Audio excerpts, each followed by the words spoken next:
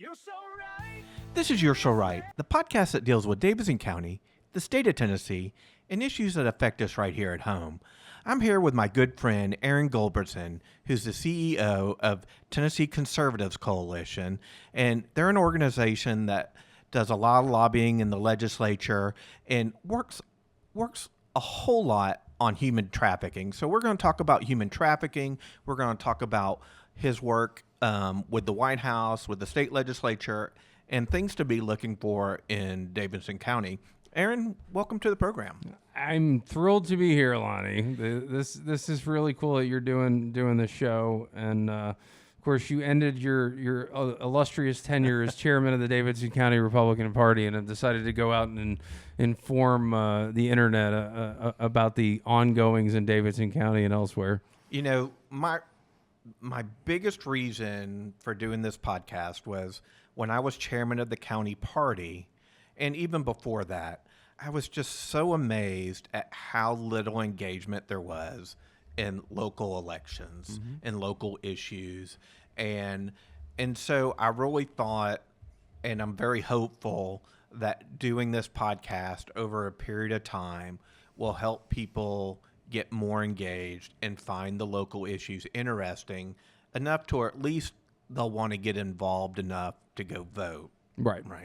And so, and your and my history goes back several years, and really you're my go-to guy when I really want to know anything about any elections, where they are, kind of, because you've worked on campaigns, you've done all that stuff, and every time where I think I've got a good read on it, I'll go, Aaron, this is my thought, what do you think? And you'll go, Lonnie, you're full of crap. They're gonna lose by 60 points. And I go, I just don't think that's true. And then the election happens and they'll lose by 60 points. And I'll be like, God, Aaron. For the record, I do not relish that. It's, you're not the only one I've had those conversations with. And sitting on my side of the conversation is never terribly fun for me. But, I mean, your history, you've worked with Sean Hannity, Glenn Beck, you've done a lot in the world of politics. You've managed gubernatorial campaigns and just everything that you can think of. And you wound up in Tennessee, and you're working with the state legislature, but also the White House has contacted you. Is that right? Yeah, I and my team have contributed a lot of work, a lot of language for executive orders dealing with child and human trafficking. It's kind of a we colloquially refer to it as like pro-children issues, right? Because I do believe that the Republican Party is the pro-child, and we are not just the pro-life party, we're also the pro-child party. While the organization I run is not a Republican organization, it is a conservative organization. I am personally a very proud Republican. I have been since the womb. And I like to tell everybody I haven't missed an election since I was 6 years old, because when I was 6, my mother started taking me in the voting booth when I was a kid. So, but yeah, so throughout the course of the campaign, I contributed language for a lot of, and policy briefs and memos when it came to the president's policy on child and human trafficking. So I was thrilled to have a bit of a heads up when he was calling for the death penalty for child rapists. Yeah, that's big. And then during the transition, there was a lot of work done there. All of this, mind you, is on as a strictly volunteer basis for the good of kids, and it's kind of a thrill to be able to have that kind of relationship. What's it like working with a presidential transition team? I mean, I'd be a little intimidated, quite honestly. What's that like? Oh, honestly, I mean, my relationships stem from years ago when everybody had different titles. So it's just working for me. It's working with the same people that I have either been very, very good friends with, and there's a couple of which that we had to bury the hatchet and became good friends after we were all working on political campaigns, beating each other to death. But so for me, it wasn't. It's really just. No, the one thing you have to understand when you're dealing with a presidential campaign, the transition, or the White House itself today is it's extremely chaotic. And I've talked about this on our friend Michael Patrick Leahy show before. there's so much going on that it's very hard for the people that work there to keep up with it, especially the comms team, because there's too much good going on, which is amusing. So it's like doesn't always seep into the public consciousness. You're whack-a-moling the mainstream media and trying to get your good word out. It's got to be incredibly difficult. So like the one thing that you have to understand when you have to be, oddly enough, you have to be extremely humble when you're working with those people, even though they're your friends, because you can send them something and then you find out, oh, well, there's that sentence I wrote. They didn't tell me that they were going to use that, right? Or they tell you in advance. I mean, so it's just very chaotic. You have to be nimble. You have to be truly actually dedicated to the cause and not ever get offended. I mean, I tell everybody, I mean, I've got these relationships, but it could be, and people ask for kinds of favors all the dang time, or, can you introduce me to so-and-so? And I'll be very, very blunt about it. I'll be like, I can, but it may be 10 minutes from now that I get a text back. It may be 5 days from now. I don't know. You know what I mean? It's got to be gratifying to know that the work that you've been doing all these years is now being able to be used at a federal level with President Trump in his second term as the 47th president. And I think everybody in the White House would agree with this, and I think the president himself would agree. I think this term, because they know when the clock is ending, because there is no re-election anymore. They are accomplishing everything, and they're being, as quickly as they're doing it. I think it's better than the first term. I think it's actually a great deal better than the first term. I think most people agree. And the tactics the Democrats are taking now is just to delay everything as long as possible. I mean, they're fighting everything in the courts. I mean, it's just let's see if we can get through the first 18 months, and then we'll just grind the rest of it to the halt as we go into the midterms. And really, I'm really hoping that the Republicans in Congress, the House and the Senate, are really a little bit more aggressive with the agenda and getting it passed. Because right now, it's been very, in my opinion, lackluster. Well, there's the legislature at the federal level has a ridiculous amount of things to navigate, shall we say, and a ridiculous amount of personalities. I wonder if the founders ever fathomed when they were forming the country with 13 colonies into 13 states, ever thinking there would be 435 members of the U.S. House of Representatives. Sure. I mean, just looking through history, I mean, Thomas Jefferson and Benjamin Franklin really didn't like each other. I mean, and they were humongous personalities. So, I mean, I'm sure it was like that throughout time. Yeah.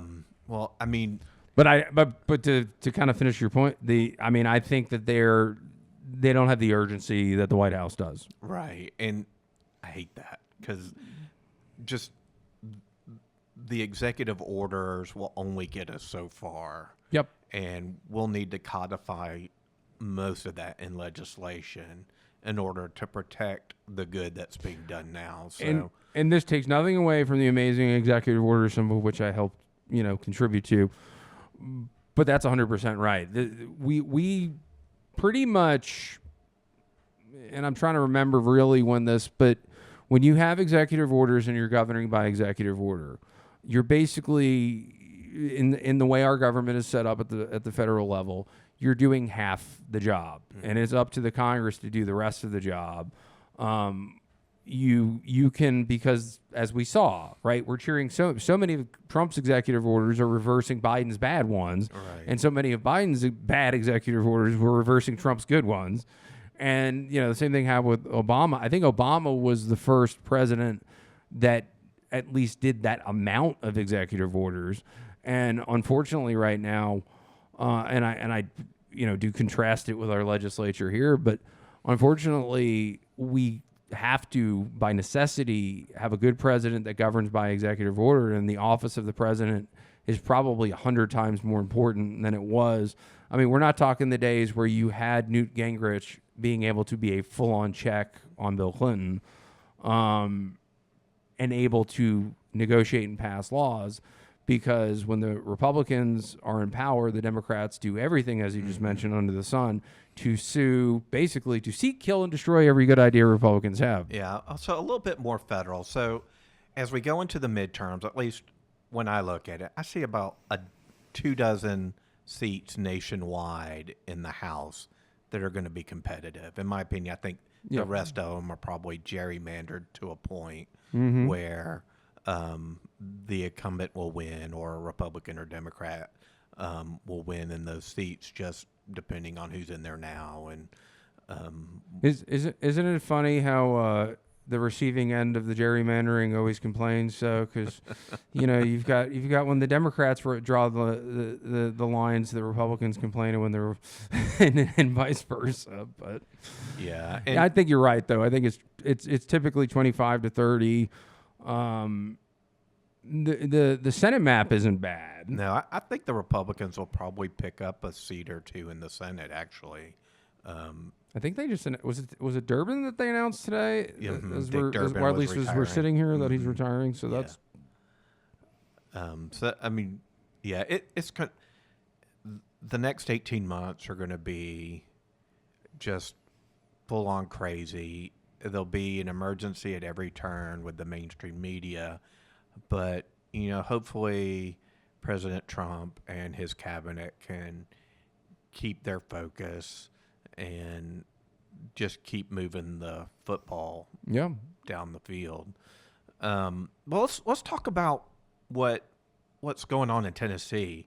So I think over the last 3 years, you and your organization have done just a tremendous amount of work protecting not just kids, but women, men, just everybody from human trafficking here in the Tennessee. You want to tell us about some of those wins that you got over the last few years? Yeah, I'm happy to. And men are typically, although it happens with sex trafficking, men are very, very often labor trafficked, right? And of course, there's an immigration component, which I can get into in a second, which does tie back to the federal level. But so a few years ago, we had a special session of the Tennessee General Assembly that was called by Governor Lee. It was ostensibly called for a different purpose. I wound up being able to work with the governor's office and the General Assembly to take the opportunity to generate legislation that required the Tennessee Bureau of Investigation to compile an annual report. I don't mind telling you the bureaucrats didn't want to do the annual report, and it was on incidents of child and human trafficking. I don't know if they were lazy or just didn't feel. I'm not going to put too much of a nefarious spin on it, but I think bureaucrats are bureaucrats, right? So the reason why that report was very important and was the beginning of all of this other legislation is if you can't track it, you're not going to be able to see where you started, where you're going, and where your end goal is. There's no metrics to build upon. Yeah, and we had so much opposition from the usual suspects outside the General Assembly that don't like the General Assembly, but we got that legislation passed, and every year in December you can go look on TBI's website. They release a report. And again, that was the very first thing that we did. So after that, if anybody wants to know how the process of legislation can work for some people, I literally poured through state code because child human trafficking, child molestation, sex crimes in general against people, to me, it's the worst. It's worse than murder, honestly. I mean, it really is, because it lives with people for decades. It ruins people's lives. It puts them into all sorts of things that are just terrible. I mean, and I have had family members that weren't trafficked, but they were molested, and I know what that pain is. I've seen my relatives go into pain. I'm not going to tell any of those stories because those aren't mine to tell. But right, no, I got you. But so I literally met with a lot of people in the agencies, met with a lot of legislators, and constantly do this. But I also literally went in the cigar shop that I like going to. Side fun fact, and we'll maybe get into this later. Rush Limbaugh gave me my first cigar, and it's his fault. Everybody who knows me knows I'm a big cigar guy. But yeah, me too. But I just sat there with my computer open, piece of paper, and just wrote down every idea I could think of. And the nice thing about Tennessee, and this is one thing I want to emphasize always, when it comes to any kind of legislation, you can go to your legislator here. May not pass. I'm fortunate enough to have never lost a battle on legislation. But now you can go to your legislator and say, here's a good idea. They will hear you out. If it's a really, really good idea, in their mind at least, they'll file a bill. You know, there's a lot of dumb bills that get filed. But there's a lot of good bills that get filed. And the reason I bring this point up is I've worked in other states where the first words out of the legislator's mouth on government property is, how much did you donate this year? You know, oh, you represent, in this case, the Tennessee Conservatives Coalition. How much did your PAC donate this year? Oh, I'm sorry. You don't make the cut. You didn't donate any money. I'm not filing a bill. And there's other states where I've worked in where you don't even get a meeting unless you donate a certain amount of money. So this is a very open and transparent state and a transparent process.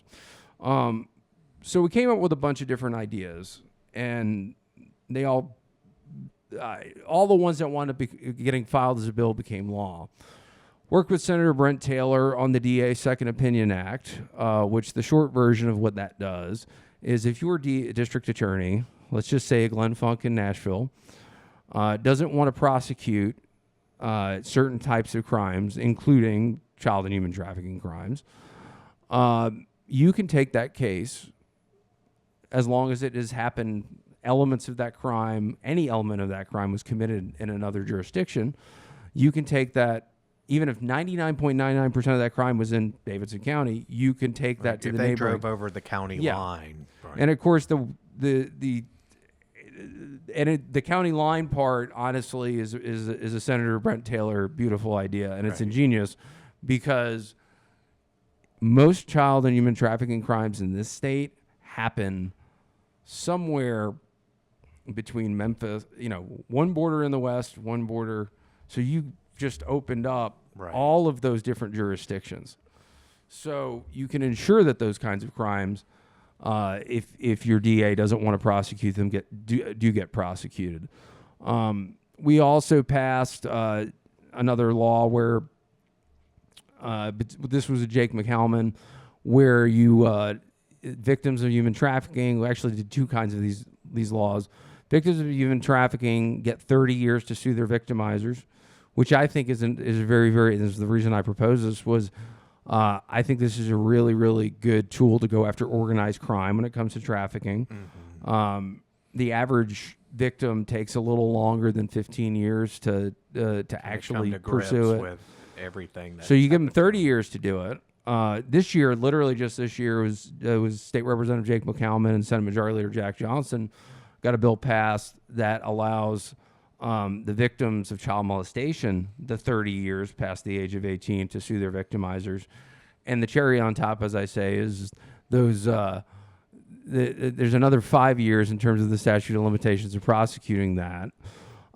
There's just so many bills. So, porn, of course, pornography is a very big gateway into sex crimes, both for people whose brains are warped and they wind up doing things to people and children that they shouldn't do. The way the brain works is it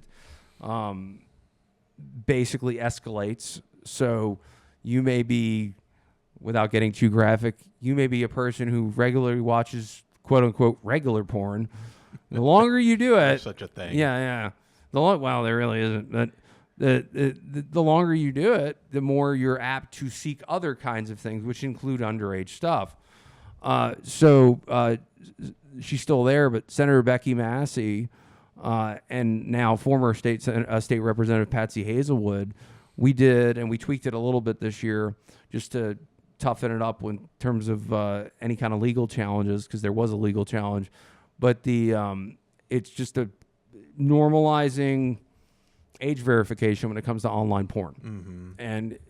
And for actually, quick funny story on this. Okay.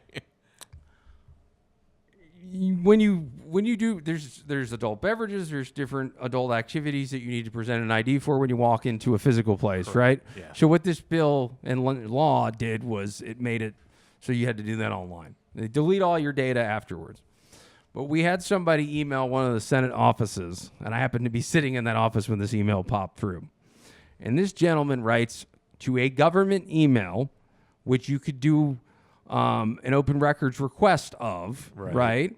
He emails it with his full name, cell phone number, address, states what party he votes for, and he says, I'm opposed to this legislation because I don't want the government knowing that I watch pornography and what kind of pornography I watch.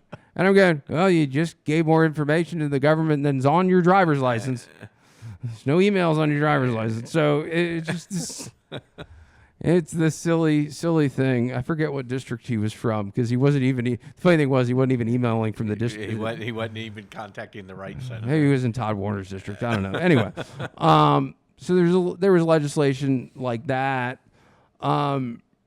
There's a movement, and we're working on this. We passed a resolution to keep working on this, and again, so much of this we had to start working on as a state because we had Biden as president, right? But a resolution that was pushing the state in the direction of forming a new SEC is State Representative Jake McCalman. If you notice, that name comes up a lot when it comes to anti-trafficking bills. I work very well with Jake, but he's got several young girls that are his kids, and him and his wife, Rochelle, are very passionate about this issue. But basically creating a new SEC that, not like the football SEC, but that is working towards getting, Tennessee and Georgia and Kentucky and Florida, all in other states in our vicinity, all working together to share information so we can go nab those predators. So that's just a few. I think last session we opposed and supported, and again, the work is not just limited to human trafficking, but we opposed and supported 100. I got to do the stats for 2025, but for 2024 it was 122-0 on legislation. Wow. So, and then there were some so others, good. Farrell Hale and Jeremy Faison's Families' Rights and Responsibilities Act. Well, not an anti-trafficking bill. It was a bill that gave parents more rights over what happened, not gave, but really recognized their God-given rights over their children in a variety of situations, whether it be medical or school and that sort of thing. So, but you also got a registry passed, right? Mm-hmm. So what there's is an that? increased How does that work? There's an increased database basically managed by I forget if it's TBI off the top of my head So is it like the sex offenders? Yeah, there's a trafficker offender list now, which is very important. So because it's important to note this, you have a lot of this is organized crime. Yeah. So human trafficking occurs in every county in the state. We know that because there's been reports now. And prior, by the way, to us getting that mandate of a report done, there hadn't been one done in well over a decade in our state. So you had to make assumptions, but now we know. A lot of them come through Memphis. A lot of them have bases of operations in Nashville. You do have creepy uncles that are on meth and other drugs and opioids in the opioid areas of the state, and a lot of East Tennessee, where they're selling their own family members into trafficking situations.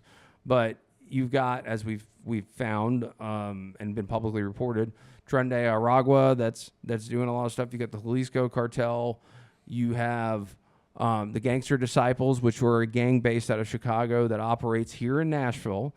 If you want to go see them, I don't recommend it, but you can see them operating a lot in Antioch, a lot near the WeGo bus station, actually not far from the state capitol. They actually will, and I think there's been, the one thing is the more we have these types of conversations, the more law enforcement is alerted and maybe in some cases snapped out of being lazy. And so there's a little bit more police presence there. But the Gangster Disciples are affiliated with the cartels. You get a lot of their funding that way. So, of course, closing the gaping U.S. southern border, as I call it, is very important to fighting child and human trafficking. And clearly is very, very important to the President of the United States, which is really, really good. And it is one of those issues that Governor Lee has been very passionate about for a while. And when there's a new idea that I talk to about with the administration, it's a 2-second pitch. We should probably do this. Yeah. So, So, like in Nashville, I think it was, I can't remember if it was you or someone on your team was telling me a story a year or so ago on how easy it was for women in Nashville to get abducted. Yep. So Nashville, as we know, is the bachelorette capital of the world. Yep. And so it's not uncommon to see many, many groups of women walking around together. But they somehow are able to target individual women in those groups and help separate them and then roofie them. And then the next thing you know, they're gone. Can you talk about that a little bit? Just kind of give people an idea on what to be aware of, like what to look for, things that they can do to help keep track of people in their groups, and things that you're recommending to those people in Nashville who are just out to have a good time and then find themselves in a world of trouble. Well, the number one thing, so psychologically speaking, humans have this thing called a gut, right? And if we feel something's off, we know it's off. So, a creepy guy trying to hand a girl a drink at a bar on Broadway in downtown Nashville, more often than not, is refused, right? That is something that most of the time it may be tried, but it isn't successful. So what has happened is these organized groups like, the cartel-affiliated groups and the gangster disciples, they send girls into those bars of the same age, wearing similar clothing to the bachelorettes, and they're the ones handing it. Right? They're like, she looks I've got separated from my group. Do you mind if I just kind of tag along? It's just that innocent. Yeah. And they slip something in somebody's drink. And then they're gone. And And they're in Memphis, L.A., China. I mean, once they're gone, they're gone. And that's the sad thing. You mentioned Trinidad, Aragua, and we know that Tennessee is in the national news recently from the reporting from the Tennessee Star and others, where the Abrego Garcia guy who was deported to that prison in El Salvador, he was in a car that got stopped in Tennessee by the Tennessee Highway Patrol. They were being suspected of human trafficking. The guy who was driving the car, or whose car it was a convicted human trafficker, and somehow the feds said let him go. But we know that it happens in Tennessee. We know that illegal immigrants are a big part of that. We know that the cartel is a big part of that. It's would you say it's mostly organized crime through either gang or syndicate level stuff?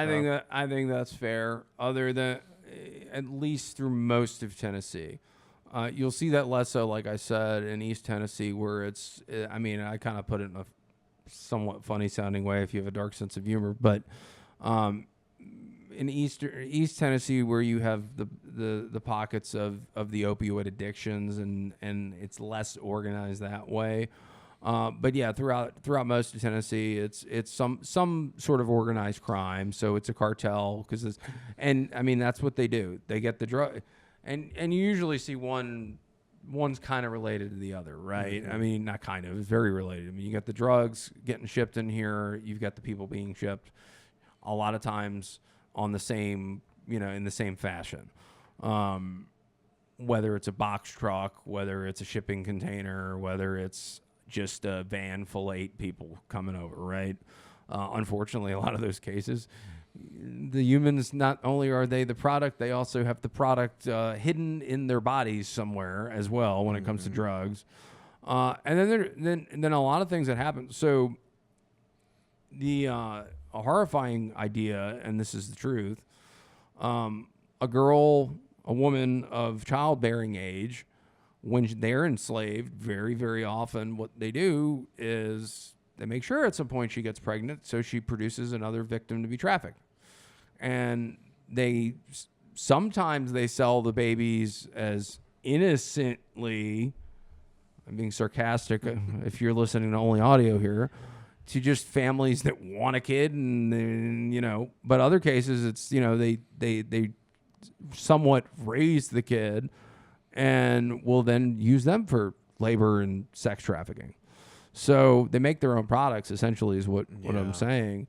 And it's something we can't stop fighting until the number is zero. And by the way, there's over 1 million, and it's very hard to tell. So the number is probably 5 to 10 times more than this.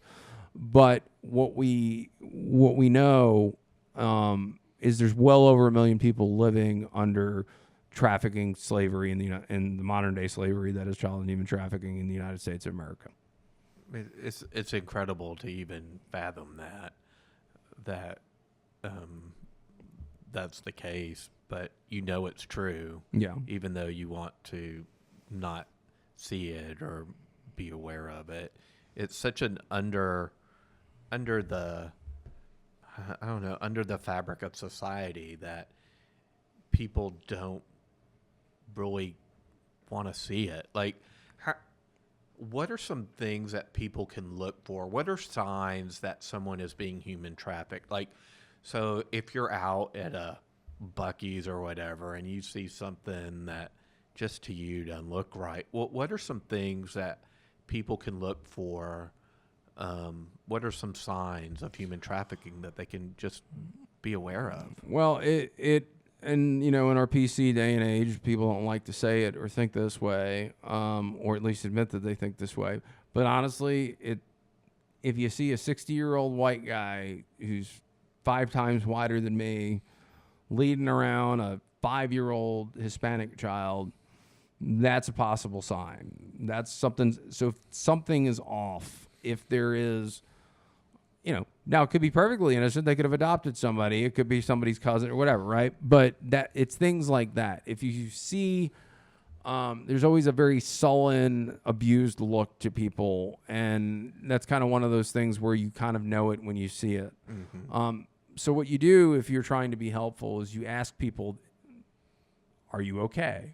Mm-hmm. You may not want to be confrontational enough to go up to the 60-year-old super white guy and go, "Are you trafficking that 5-year-old?" But you can say, "Are you okay? Are you supposed to be here? Mm-hmm. Where are your parents? Right. Who is that with you?" That kind of ways you can help it. Now, back to the Broadway thing, the easy way is don't take anything from anybody and keep your eyes on what you are ingesting. Stay with your friends, and don't accept anybody into your group who you don't know. But you'll see it. People will have needle marks. There's a lot of drug addicts. That's one of the ways they hook you into it, or keep you into it. You can see the telltale signs of malnutrition, right? So those kinds of things are the signs for that.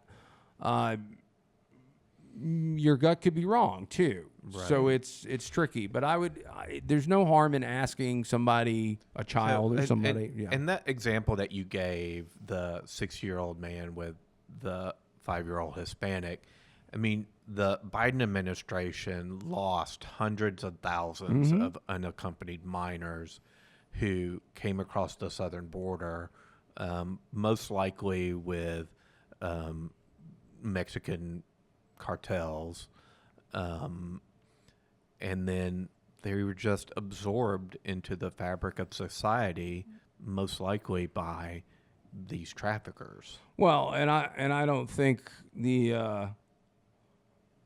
I don't think that there's people within the Biden administration that may be part of the deep state, whatever you want to call it, that would be above the idea of arranging for sales of children to happen either. I'm not talking anything like crazy conspiracy, but I mean, think about it.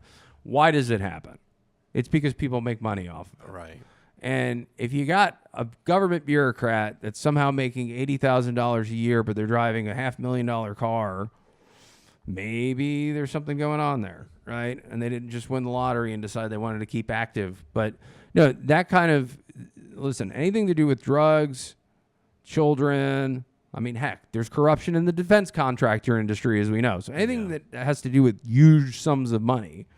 And human trafficking at this point in time is either the first or highest, number one or two of the highest grossing industries in the world, sadly, to put it that way. And luckily, President Trump, I mean, they've got that southern border shut. Yeah. I mean, just, 100 or so people a day are being encountered on the southern border right now instead of tens of thousands every day.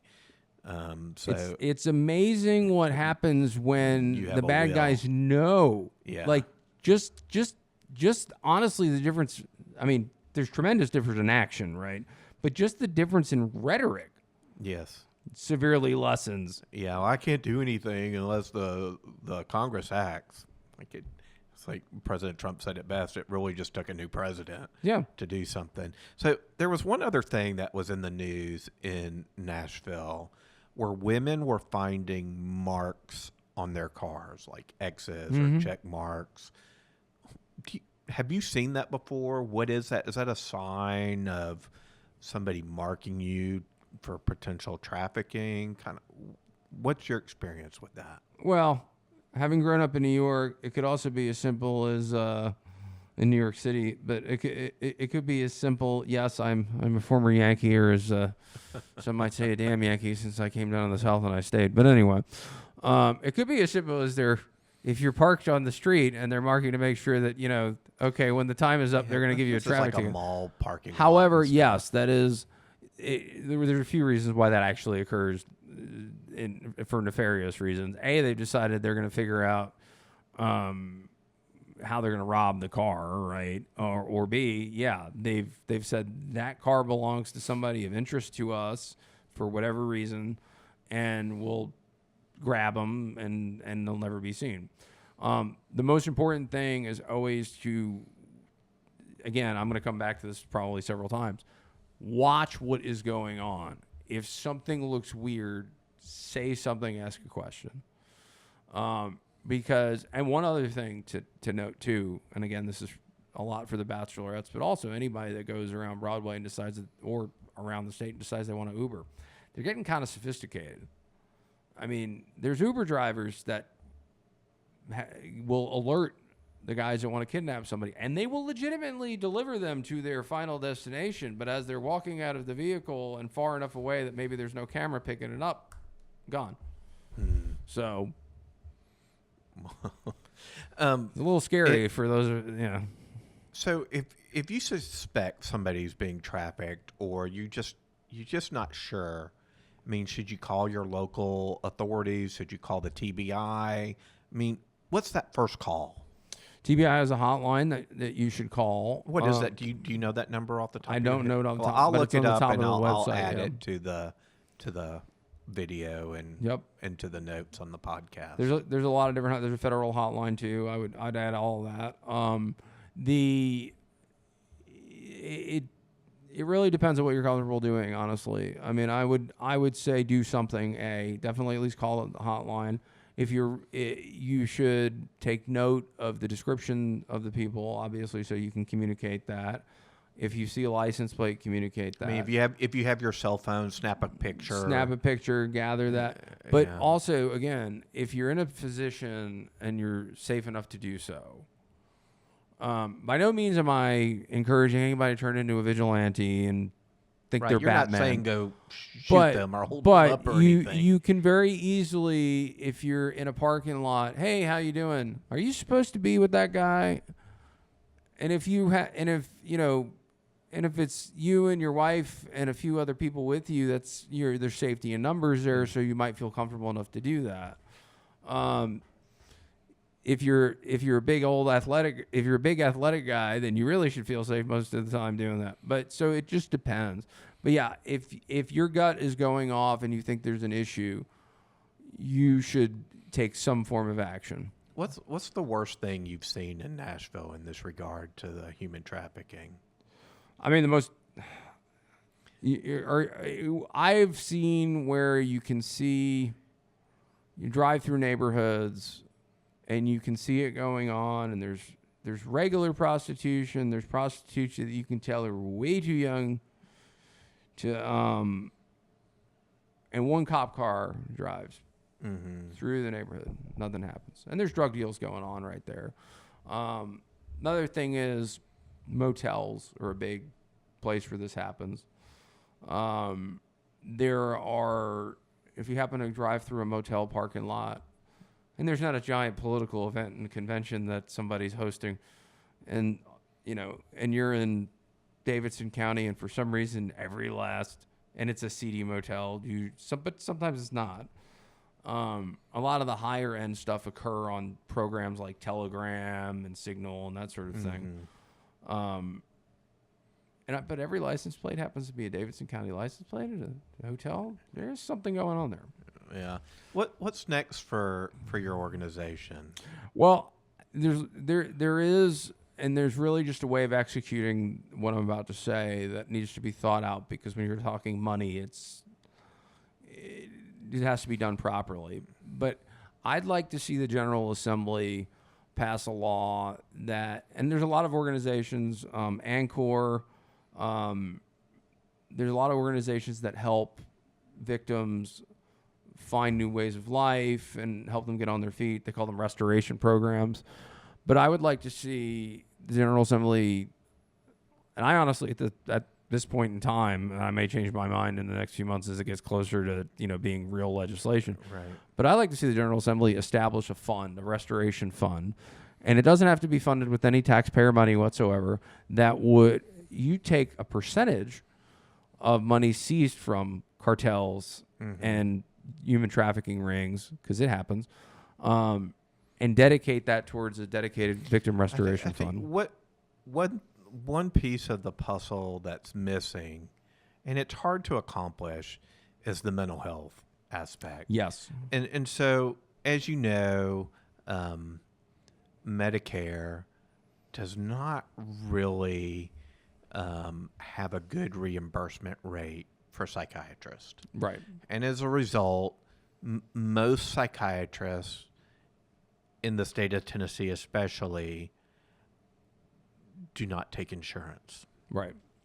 And so one of the things that I've talked with Senator Johnson about was adjusting the reimbursement rate for TennCare that would help those people who are in the lower income bracket, then at least maybe just even create a mental health part of TennCare that then those people who are victims can access to then get at least some help. And then, I mean, because the state of Tennessee can require that the psychiatrists accept TennCare, but the reimbursement rate would need to be better.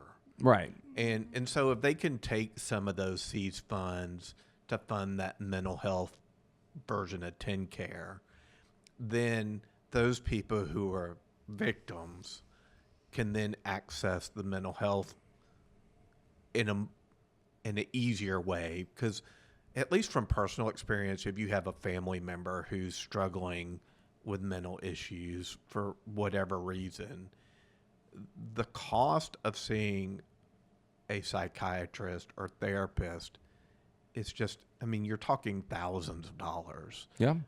It's just to get seen through the door is probably $600 to $800 to get processed. And then it's $125 an hour or whatever it is going forward for however many sessions you need.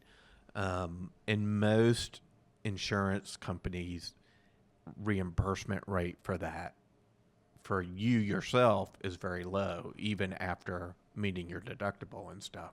So That might be something to look at. I think that would be a really, really good component of it. By the way, if you do, I'll plug me, but I'm really plugging somebody else in a second. But if you want to get involved in like legislative advocacy for this sort of thing or any other conservative issue, you can go to conservativescoalition.com.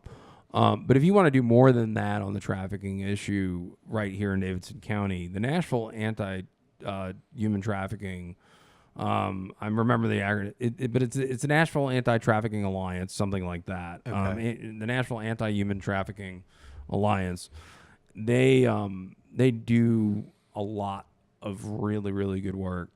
And of course, I'm embarrassed now because I probably butchered the heck out of their name, but you know what it is. Everyone's seen the hat Just before. Google National Human Trafficking Alliance. They actually had a day up. with the Predator, the Nashville, ironically named hockey team in this conversation, but with the Nashville Predators hockey team. That's a fun chant at one of those nights. But they had a benefit for them, and they do good work. So can people donate to your organization? So are you a nonprofit? we're a nonprofit. We're a tax deductible donation. Not tax deductible because we're not a C3. Oh, we're you're a C4. So you're advocacy. Yeah. You can do political advocacy. Yes, we could do that. Yeah, if you can go on the website conservativescoalition.com and do that sort of thing, and we'd appreciate it. But yeah, is there anything else you'd like to say before we go today? Anything else you'd like to cover? I feel like we did a pretty good job hitting all the issues. You know me, I'm an opinionated human being, and I have an opinion on everything. But on this particular topic, I think we've covered everything, and I appreciate you getting to shine a light on it. And well, Aaron, thanks so much for being here today and taking time out to do this podcast. I hope that people who either watch or listen to this episode get something from it and find a way to get involved to just help their fellow human being protect themselves. And we've done a really good job in Tennessee, and a lot of that's thanks to you and the work that your organization has done. So thanks for that, and I look forward to catching up with you in the future. If you want to find me, you can find me on all the socials at Lonnie Spivak. This is the You're So Right podcast, and you can find it on YouTube, Rumble, and everywhere you find podcasts. Aaron, thanks for being here. thank you. In the heart of Tennessee, where the mountains meet the sky, through the rolling hills and the rivers that run by, we stand strong, our roots deep and true, in the land of cotton where the sun sets through. The wind whispers tales of old in every town and field, echoes of history in every stream and yield. You're so right, in this land we hold dear, Tennessee truths shining bright, clear, from the Smoky Mountains to the Gulf's embrace, our spirits rise, no matter what the fate.